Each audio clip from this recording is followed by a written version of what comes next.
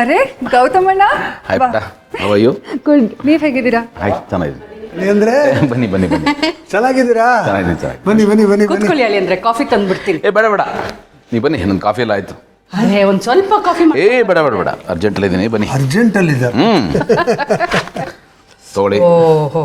ಓ ಮಲ್ಲಿ ಮದುವೆ. ಹೌದು ಕೂತ್ಕೊಳ್ಳಿ ಅಳಿ ಅಂದ್ರೆ ತುಂಬಾ ಚೆನ್ನಾಗಿದೆ ಇನ್ವಿಟೇಷನ್ ಅಳಿ ಅಂದ್ರೆ ಅಲ್ವೇನ್ರಿ?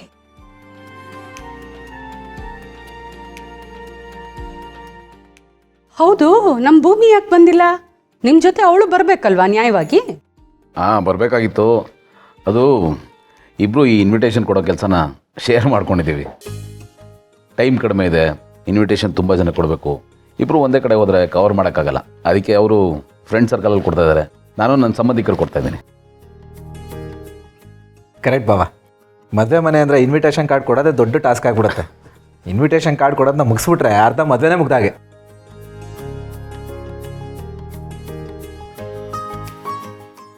ಇಬ್ಬರು ಒಂದೇ ಕಡೆ ಹೋಗಿದ್ದಿದ್ರೆ ನೀವು ಹೇಳ್ದಾಗೆ ಸುಮ್ಮನೆ ಟೈಮ್ ಕೀಲಾಗಿರೋದು.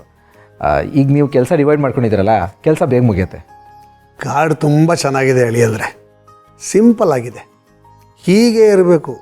ಅತಿಯಾದರೆ ಆಡಂಬರ ಆಗ್ಬಿಡುತ್ತೆ. ಆಮವ್ವ, ಯಾವುದ್ರಲ್ಲೂ ಆಡಂಬರ ಇಲ್ಲ. ಹಾಗಂತ ಸಪ್ಪೆ ಸಾಂಬಾರು ಏನು ಮಾಡ್ತಾ ಇಲ್ಲ. ಅಗತ್ಯಕ್ಕೆ ತಕ್ಕ ಹಾಗೆ ಎಷ್ಟು ಬೇಕೋ ಅಷ್ಟು ಹಾಗೆ ಮದುವೆ ಮಾಡ್ತಾಯಿದ್ದೀವಿ. ನೀವು ಬಿಡಿ, ನೀವು ನನ್ನ ಮಗಳು ಏನು ಮಾಡಿದ್ರೂ ಸರಿಯಾಗೇ ಇರುತ್ತೆ. ಯಾರೂ ಬೆರಳು ತೋರಿಸೋ ಆಗಿರೋದೇ ಇಲ್ಲ, ಅಷ್ಟು ಪರ್ಫೆಕ್ಟ್ ಆಗಿರುತ್ತೆ. ಹಾಂ ಬಾವನ ಬಗ್ಗೆ ಯಾರೂ ಕೆಮ್ಮಂಗೆ ಇಲ್ಲ.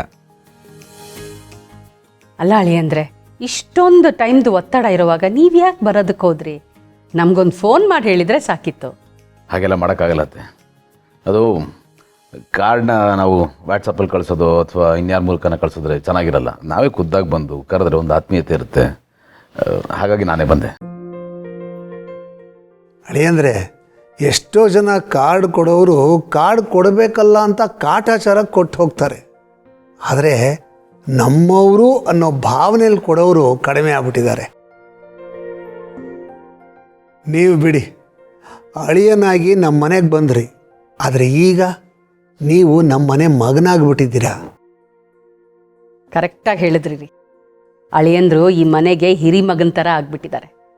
ನಮಗೆ ಮಗಳು ಅಳಿಯಂದ್ರು ಯಾವ ವ್ಯತ್ಯಾಸನೂ ಇಲ್ಲ, ಎಲ್ಲರೂ ನಮ್ಮ ಮಕ್ಕಳೇ. ಏನು ಗೊತ್ತಮ್ಮ, ಮನೆಗೆ ಅಳಿಯನಾಗಿ ಬರೋದು ಸಾಮಾನ್ಯ ವಿಷಯ. ಆದರೆ ಮನೆಯವರು ಎಲ್ಲರೂ ಮನ್ಸನ್ನು ಗೆದ್ದು ಮನೆ ಮಗ ಆಗೋದು ಸ್ವಲ್ಪದ ಮಾತಲ್ಲ. ಕರೆಕ್ಟ್. ಸರಿ, ಎಲ್ಲರೂ ತಪ್ಪದೆ ಮದುವೆಗೆ ಬರಬೇಕು, ಯಾರೂ ಮಿಸ್ ಮಾಡೋ ಹಾಗಿಲ್ಲ. ನಾನೇ ಸ್ವತಃ ಬಂದು ಕರೆದಿದ್ದೀನಿ. ಆಮೇಲೆ ಗೊತ್ತಲ್ಲ, ಟೀಚರು ಕಾಯ್ತಾ ಇರ್ತಾರೆ ಅಟೆಂಡೆನ್ಸ್ ಇಟ್ಕೊಂಡು. ಬರದೆ ಹೋದರೆ ಪನಿಷ್ಮೆಂಟು.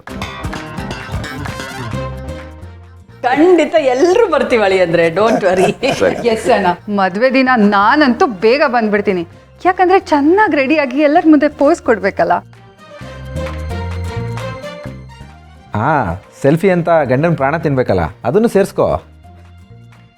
ಸರಿ ಮಾವ, ಮತ್ತೆ ಬರ್ತೀನಿ.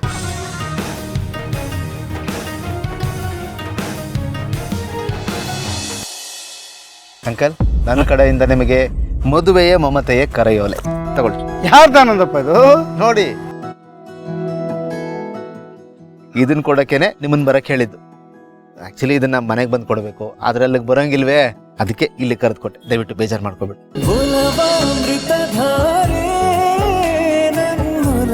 ಅಮೃತಧಾರೆ